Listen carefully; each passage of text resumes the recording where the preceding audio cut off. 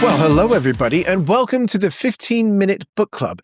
This is a show where we give authors a grand total of 15 unedited minutes to convince you to buy their latest book. And Alex, who have we got with us today?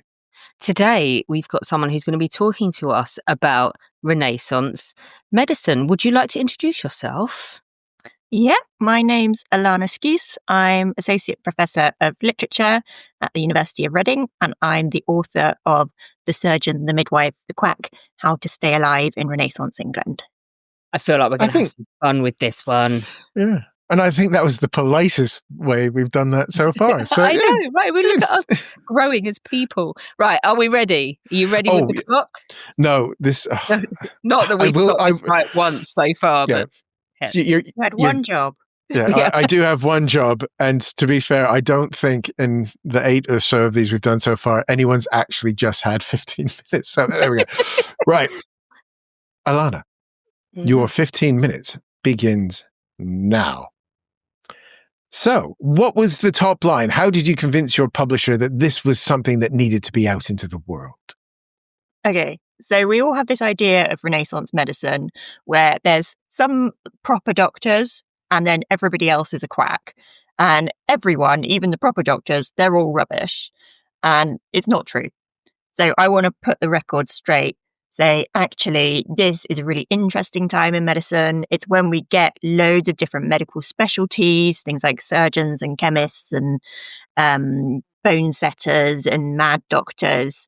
And when we get the NHS in its very, very kind of infant stages. So it's really important. And we just haven't looked into it before.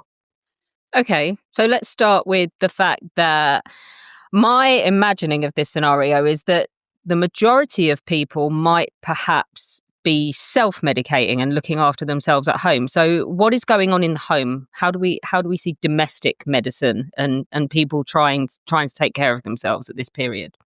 Yeah, you're right. Most medicine happens at home. And for ages, historians didn't really look at this because the records aren't that good. Mm-hmm. What records we do have are in people's handwriting, and they always start their medical books with really good intentions. And then it's like when you start a new notebook, really good handwriting on the first page. By the time you get to the 5th page, it looks like a spider has had a fit. But we know that they're doing lots of medicine, particularly women, and they'll be giving those medicines to their family, their servants, their neighbors. So often in one community, like one village or even like one big area, there's this one woman, often a noble woman who's got the time and the money to do it, who's really, really good at this stuff. And we imagine that they're just like treating coughs and colds and things, which they are, but they're also doing more serious medicine. Sometimes they're doing surgery. They're giving out medicines for things like venereal disease, people who can't get pregnant, even cancer medicines. That sounds like, I don't want to say it, but just trying lots of things to find something that works. Were they drawing on much local information as well, or were they, throwing darts at the wall? That sounds terrible. But how were they gathering the information that they were then compiling, trying, and improving upon? They get it passed down through generations, and this is where those messy books comes in. They're called recipe books or receipt books, and you would have one of these hopefully passed down from your mother or your auntie or whatever. They tend to go down the female line within a family. And we see from the handy little notes that they've put in these books that they're also getting remedies from other places. So they'll have a note saying, oh, Lady so-and-so gave me this one, or I took this out of a physician's book, or such and such sent this to me in a letter. And then they have a little scribble next to it often that says, oh, this worked, but I had to increase this ingredient. Or sometimes they just cross it out and they go, this didn't work at all, it was rubbish. Do you find as well that it's like regionalized? Do you find certain remedies in one area and not in another? Because there's obviously like no centralized database. So do you find differences in different places? To be honest, there's not enough surviving sources to say. I would expect that that's probably the case. Like that seems probable. But yeah, we just don't have enough around from the same periods of time in order to be able to say so. Just on that, looking at the notes we have here, folk remedies and people like Elizabeth Frecke, am I saying that right? I always call her Freak, but I don't know. Freak sounds better. There we Yeah. go. He's not around to tell you off. It's fine. Yeah. Yeah, and she would. Yeah. She sounds fascinating. What about sort of the sort of characters that you bring into your narrative, or like her? Because these people would have been on a interesting knife edge at the time for what they were offering to people, weren't they? Yeah, Elizabeth Freak is a good example because she doesn't think of herself necessarily as being a doctoress or a healer. It's just something that she does. It's part of her duty as a noblewoman, if you like, that she gives these medicines to the people around her. And she often uses medicine, I think, as a way to escape from the realities of her life, because she's in this horrible marriage. She's a very clever woman, but there's really nothing for her to do with all that intelligence. So medicine is the one sphere in which she can really stretch herself, and she can dive deep into, all this different knowledge, and that's socially acceptable for her to do. I was going to say, do any of these people end up being accused of being witches and things like that? Are they walking a line where they get too many opinions and men don't like it? They don't. This is something people always ask me. They think the witch healer connection must be really strong. Actually, when people get accused of witches, it tends to be that somebody is sick and they wonder if the local woman who's got 7 cats is helping make that person sick. It doesn't hurt that most of the kind of healing women we see are, they've got a lot of resources. Even the physicians have to be a bit careful what they say to them, because they are the people who are providing the physicians' livelihoods, as well as the people who are filtering down all that knowledge. But sometimes you get witches, people accused of being witches when they've done a bit of medicine that goes wrong, but it doesn't tend to be the only thing. Usually it's somebody that people in the community don't like anyway for some reason. And the development of the what I guess we call the drugs that they're doing, how you said that there's sort of different types of testing and methodology, saying they had to increase this element and things like that. This is going to sound terrible, but to me, this does sound 1 or 2 steps up from licking a frog or just trying the odd mushroom in the forest. Because if they're not being able to draw on things, how do they know to increase one side of it to another? Is this just trial and error and hoping that their patient can cope with it? It's trial and error, but kind of systematic trial and error. So I think we're in a period that it's not licking a frog, although sometimes they will do that, but it's also not clinical trials. And I think possibly this is my next book, working out like the trajectory from one of those things to the other thing. They are gathering what we would call anecdotal evidence. So they will do the same thing on a number of people and note the results. So for example, John Woodall, he's a surgeon and he does amputations. So he says he's done 100 amputations and not above 4 of each 20 of them died, which he thinks is pretty good, a kind of 20% death rate. So he is, to a limited extent, keeping tabs on the kind of statistics of what he's doing. There's a guy in France as well who does a statistical survey of women in childbirth.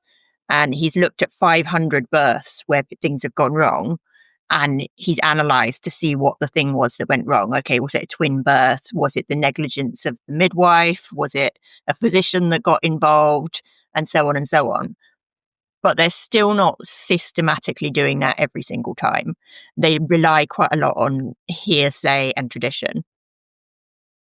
One thing that is happening, though, in your time period is like the emergence of the apothecary, like or moving towards a kind of modern chemist or pharmacy, isn't it? So who is Nicholas Culpeper and how does he factor into this? Nicholas Culpeper is great. He is an apothecary. He is kind of a radical. He's on the parliamentarian side in the Civil War.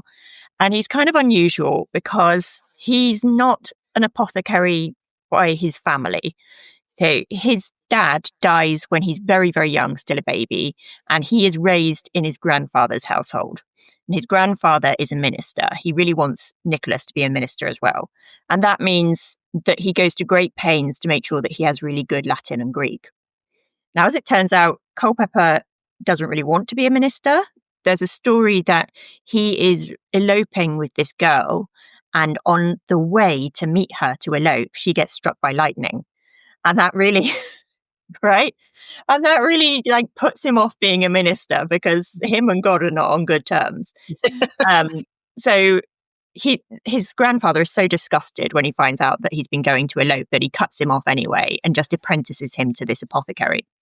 So now Culpeper is this apothecary, but he's kind of a cut above in terms of his education, which means that he can translate all the texts from the physicians, which are written in Latin. And when he translates them, and then he always puts at the bottom, actually, this is rubbish. This is really expensive and probably useless. Here's a different remedy that I recommend. And it makes him incredibly popular with kind of common people. Doesn't make him very popular with the physicians, but he becomes this kind of publishing sensation, and he teams up with a publisher called Peter Cole and just publishes and publishes and publishes right up until he dies, age 38. Oh, 38. Yeah, he was a great smoker, and he was probably also suffering with some kind of exhaustion. Mm. What about women's health and the sort of development of things like midwifery and that during this period? Because Jane Sharp comes up in this as well as someone who stood out to sort of move this into a proper field of medicine, as opposed to just the woman who did that in the village. Yeah, Jane Sharp is a mystery lady.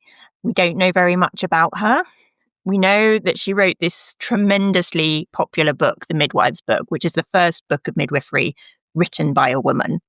And it's a big doorstop of a book, but it's sold really well because she's very upfront about female anatomy. She says women shouldn't be ashamed of their anatomy. It's just as important as men's sexual health.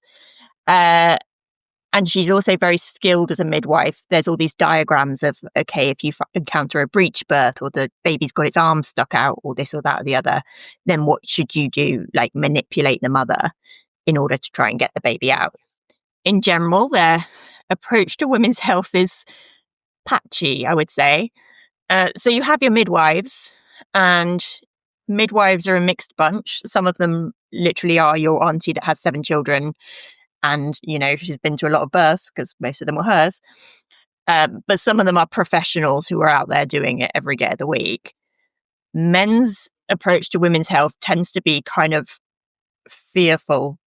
They think that women's bodies are very mysterious and strange, and they do all kinds of weird things. One of the beliefs they have is that the womb is almost like a sentient thing within the body. They call it like an animal within an animal. So you don't want to make it angry. And it can kind of get a bit loose and start moving around your body a bit. And if it does that, you have to get it back into place. So you put something that smells really bad at the woman's nose, and then you put something that smells really good under her skirts. And the idea is that you kind of lure it back into place, like you are trying to get an animal into a crate. I love it, because surely, right, there must be a line. So in terms of, for all of the developments in medicine at this point, just quickly, because we're coming up on the siren, talk to us about the people that were still regarded as being absolute loons in this field, and what were they up to? Well, they all call each other loons all the time. They call a lot of people quacks. There's this great guy, Valentine Greatrakes, who's a faith healer. They call him the stroker because he heals people by stroking. Say you have a headache, he starts stroking at your head, little strokes down to your fingertips, and the headache will come out at your fingertips. He's tremendously popular. He's in the parks in London, and it's recorded that a woman can't get near enough to him to be stroked, so she buys a jar of his urine. I don't know where they've got the urine from. Is it even really his urine? But she buys a jar of his urine and she pours some in her ears and she drinks some of it. And apparently she lets out a great quantity of wind at her privy parts, and her belly, which was 1.5 yards round, goes down to 3/4 of a yard. Wow. But on the other hand, among the people who we got the accent. Last minutes. There we go.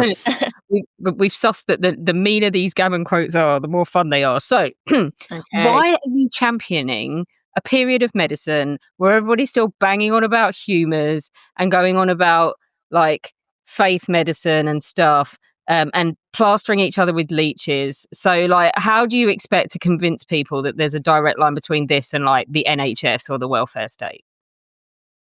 Okay. Well, we're not outside medical history. Medical history is still happening. In 500 years, we're going to look at the medicine we have now and go, Jesus Christ, what were they doing? And if we're not saying that, then that's the worst for us, because medicine is continually evolving, and we have to understand that it's not just a case of here's a scientist, everything the scientist does is good, and it's like an upward trajectory, better and better and better. You can finish your thought. There we go. Because that's a good thought. Yeah. Medicine is always defined within society and culture. Maybe you're getting the money to do research, but how are you getting it? It all depends on what we think is important and who we think is important. Yeah, I liked your point about still being medical history, because it reminds me of Star Trek 4 when Bones is in the hospital and he's asked the lady what's wrong with her, and he's just like, what are they giving you, leeches? And he just gives her a pill, and then the next scene she's like, I'm great, it's fine. There you go. First Star Trek reference to the new pod. Beautiful. I've squeezed it in. Ladies and gentlemen, that was a lot of fun. We're going to be talking humorously about humors in our Patreon extra time next. So if you would like to join us, please do sign up. Otherwise, Alana, what is the name of the book? So we can get that. The Surgeon, the Midwife, the Quack, How to Stay Alive in Renaissance England. Yes, and of course, you should buy it because it sounds brilliant. And like I said, you really stick around. Should. Yeah, stick around. We're going to find out some more about it. And of course, we have affiliate links in the description below to our bookshops here and in the US, where not only does Alana get paid a decent amount of money through bookshop.org, supports independent bookshops, supports this show, and doesn't send any money to people making phallic spaceships, which is always nice. So thank you so much for joining us. Do stick around if you are one of our Patreon people.